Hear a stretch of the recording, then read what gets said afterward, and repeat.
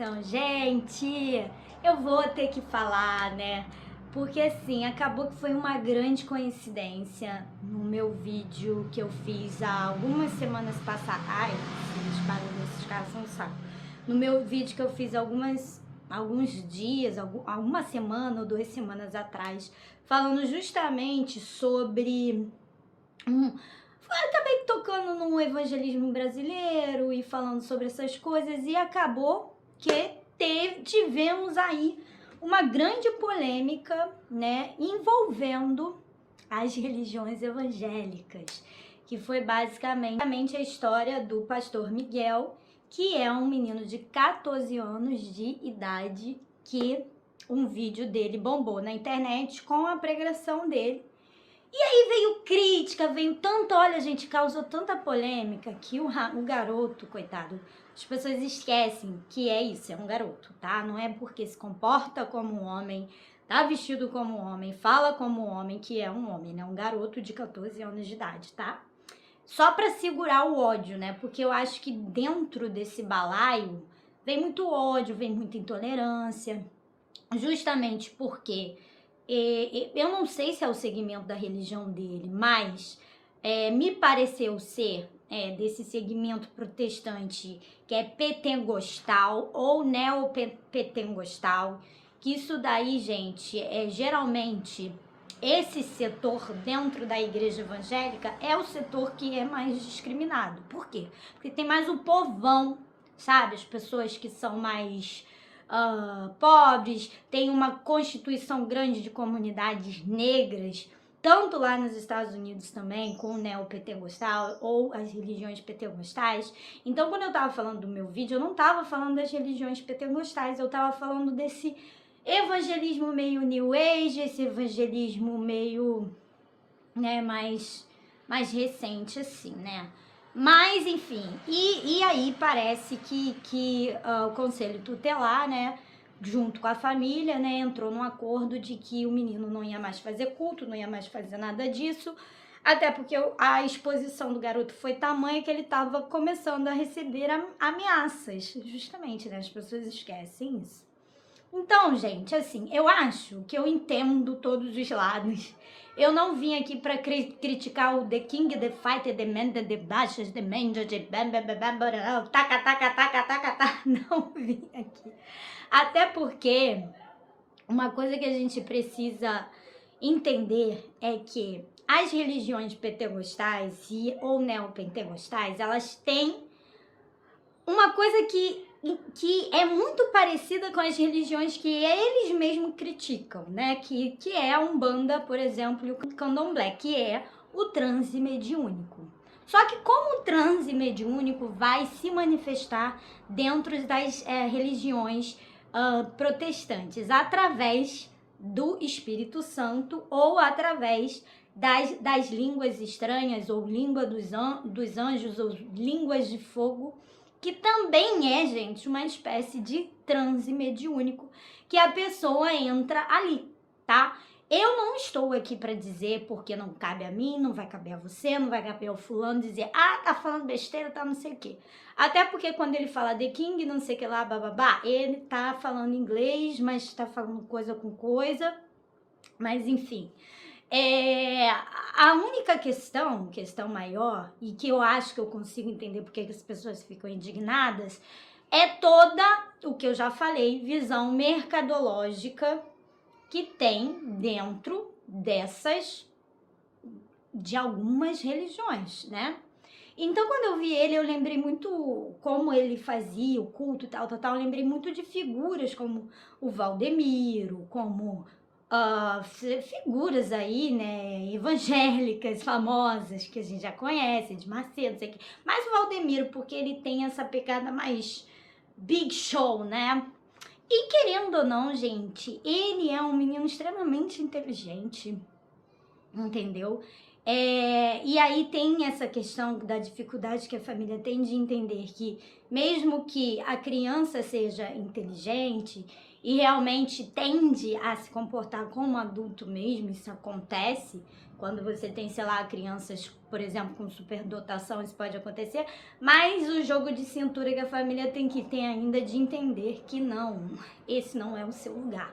E certamente esse não era o lugar dele.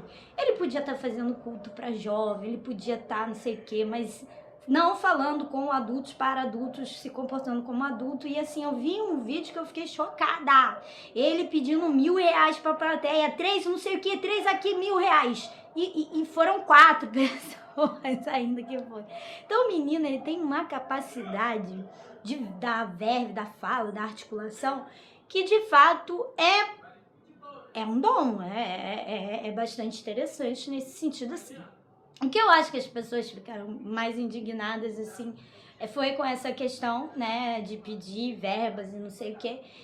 E meio mostra também o sentimento que muitas pessoas estão tendo por estarem muito assim, seguindo sem igreja, sem pastor, sem nada, por estarem desacreditadas, porque justamente os dogmas, eles não mudam, aí fica cansativo. Então, gente, é o que eu falo, quando eu falo assim, nova era, nova não sei o quê, a verdade é que as religiões, elas estão perdendo cada vez mais a sua significância na vida das pessoas, sabe? Não é mais sobre dogmas, não é mais sobre isso e aquilo outro. O que é, de repente, o que pode ser que ainda sobreviva, porque é importante subjetivamente para as pessoas, a questão da esperança, da fé, isso e aquilo, é a espiritualidade, tá? Que é mais uma questão pessoal, papapá. Embora a gente sabe que dentro de muitas doutrinas religiosas, não ir na igreja, não comungar, enfim, não ter um líder para te assessorar é uma coisa negativa, até porque, gente, a igreja cumpre uma função social. E é uma função social, sim, muito importante, assim, tirar pessoas do vício, tirar pessoas das drogas, unir famílias e, sei lá, entendeu? Sim, são funções muito importantes, mas não é função da igreja fazer isso. É função do Estado. A partir do momento que o Brasil ele não tem um Estado forte, um governo forte que não consegue fazer essa assistência na vida das pessoas, é aí que as religiões vão tomando cada vez mais forças. Ou seja, existe uma disputa também em termos de filantropia e de cuidar das pessoas mais vulneráveis da população, sabe? E essa disputa existe muito dentro dos segmentos religiosos mais tradicionais do nosso país, sim, gente. Então, assim, é obviamente que a filantropia, por exemplo, o catolicismo, é é enorme, é super grande e tudo mais, assim como a filantropia no evangelismo e tudo mais, só que a gente não deveria precisar tanto disso no nosso país. Até porque, gente, já foi visto em estatísticas, eu vou colocar aqui para vocês, que países que têm os maiores índices de desenvolvimento humano, ou seja, maior bem-estar para a população, maior segurança, maior apoio do Estado, maior isso, maior aquilo, o número de ateísmo é muito grande. Então, vocês percebem que isso tem tudo a ver com uma questão de explorar determinadas vulnerabilidades sociais que algumas pessoas têm, e aí é uma lacuna que acaba se fortalecendo. Não estou querendo dizer que a religião não é importante, mas ela seria importante subjetivamente para o indivíduo. Por quê? Porque mesmo nesses países que tem um número de ateísmo muito grande, por exemplo, a Dinamarca, Dinamarca, Noruega, é top, sabe? Vida, padrão de vida, acessos da população, a coisa e tal. Tem muitos ateus, mas também tem muitos casos, assim, disso, né, não sei nem se eu vou poder falar isso, porque senão o YouTube não entrega meu vídeo, né, e já tem tão poucas pessoas no canal. Enfim, então tem muitos casos também de problemas de saúde mental nesses países, que é com relação à depressão. Então eu acredito que subjetivamente para os indivíduos ter fé, ter esperança, ter uma crença em Deus, em qualquer coisa que seja, não só o Deus cristão, mas o polideuses, enfim, e esse tipo de coisa, é importante subjetivamente e filosoficamente ali pro espírito, né? Sabe? Mas pro espírito nessa visão mais filosófica da coisa. Mas, existencialmente, não deveria. Essa questão. A religião não deveria ser importante existencialmente para as pessoas. Esse negócio de dizer, ai, você vai para a religião, você vai receber bênção, vai, sei lá, se você fizer uma doação de 1.000, de 2.000, de 3.000, sabe? Isso também trabalha até com o medo que as pessoas têm de muitas vezes, não dar um dízimo disso, daquilo. Gente, cada um é livre para fazer o que quiser com o seu dinheiro. Se você gosta de um movimento, eu acredito que você também tem que apoiar, porque assim, cara, e isso é em qualquer uma. Por exemplo, eu sou espírita kardecista, tem uma biblioteca lá, tem que comprar livro. Tudo no espiritismo kardecismo é comprar livro, e são os livros da biblioteca kardecista, e aí você vai lá e dá o dinheiro para casa. Que esse dinheiro vai ser revertido para manter a obra. Então, querendo ou não, se você está em qualquer coisa, você tem que ajudar financeiramente. Se você está no movimento, seja lá o que for, e você acha que isso é importante, você tem que ajudar a manter esse movimento. Então, dizer que, vou colocar só nessa seara de pedir dinheiro, isso e aquilo, outro, é errado, isso e aquilo, cabe a mim. Eu acho que isso é muito simplista, muito reducionista, porque a gente vive num mundo capitalista e as coisas têm preço, têm valor. O tempo das pessoas certamente também tem. Eu não acho bacana não remunerar o tempo das pessoas, sabe? Independentemente do que for. Se você está procurando, por exemplo, eu vou procurar um baralho, uma cartomante, certamente ela vai te cobrar. Então, assim, cobrança é uma coisa, assim, dinheiro é uma coisa que tá na seara de todas as religiões, tá? Religião de matiz africano, se você não tiver dinheiro para fazer uma magia, para fazer você nem entra, porque move todo um mercado em cima. Eu acho que a grande questão que é complicada e que é complexa é quando a religião ela se foca nisso. E é basicamente isso, assim, não é sobre você dar um dinheiro, uma contribuição, um voluntariado para você manter a obra, mas pra você, entendeu? O negócio de 1.000, de 2.000, de 3.000, eu fiquei chocada, pedi R$1.000 em culto, sabe? Isso que acontece. Ou você vender uma fé que se você entrar para a religião X ou Y, você vai ter carro, você vai ter emprego, você vai ter um Maserati, você vai ter não sei o que lá, sabe? Dá soluções, esses tipos de soluções para as pessoas, como se a pessoa tá na igreja X e foi por isso que ela teve as bênçãos da vida dela. Isso não tem nada a ver, gente, porque se fosse assim, não tinha macumbeiro com bênção, não tinha não sei o que com bênção, não tinha judeu com bênção, não tinha bênção. O que eu tô dizendo é coisas boas que acontecem na vida dele, sabe? Isso não tem nada a ver. Isso tem a ver com um princípio muito básico, que é você colhe o que você planta. Se você tá plantando um tempão, às vezes a gente tá plantando há muito tempo e ainda não colheu, e às vezes a gente precisa de um certo incentivo, sabe? Um certo get up, um certo conforto e aconchego para que a gente possa pegar um gás e ir. Então a religião faz, né, esse papel, independente de qual religião seja, porque a religião tem que deixar seus fiéis à vontade, né? Mas enfim, mas não é, sabe, a partir do momento que já vira, sabe, e as coisas que você vê de pastor com mansão, com isso, com aquilo, sabe, vivendo uma vida de luxo, às vezes com mais de uma família, e esse tipo de situação é uma coisa que tem cansado muito, né, os evangélicos também, tem cansado muito os cristãos, e por isso eu acredito que a indignação com o vídeo do garoto, sabe? Poxa, é isso aí, é enganação, é fazer gente de trouxa, é isso e aquilo. E hoje em dia a população brasileira está tendo mais acesso à educação, acesso à informação, acesso a muitas coisas para começar a questionar sobre isso. E eu acho que esse lugar é muito importante, sabe?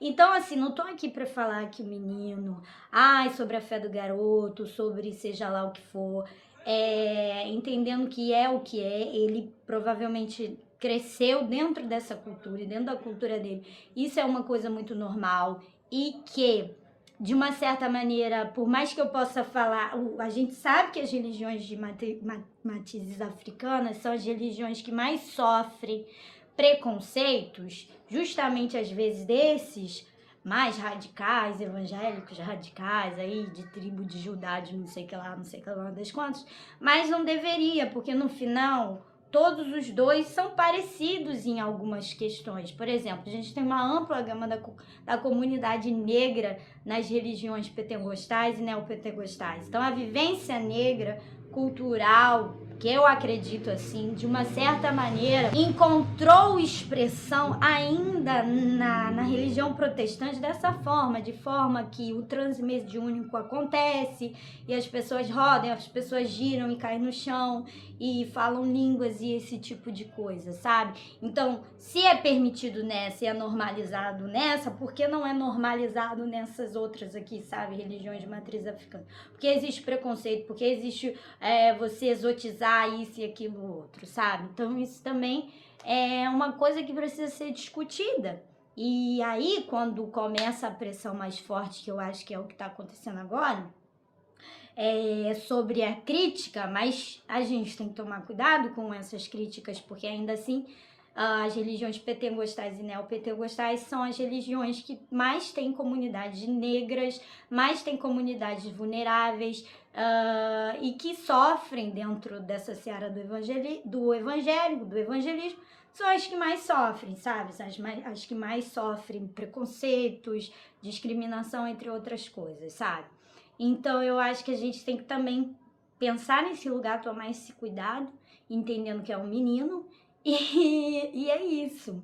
Mas a gente tem todo o motivo do mundo de se indignar com essa venda, sabe? Essa visão tão mercadológica que se tornou.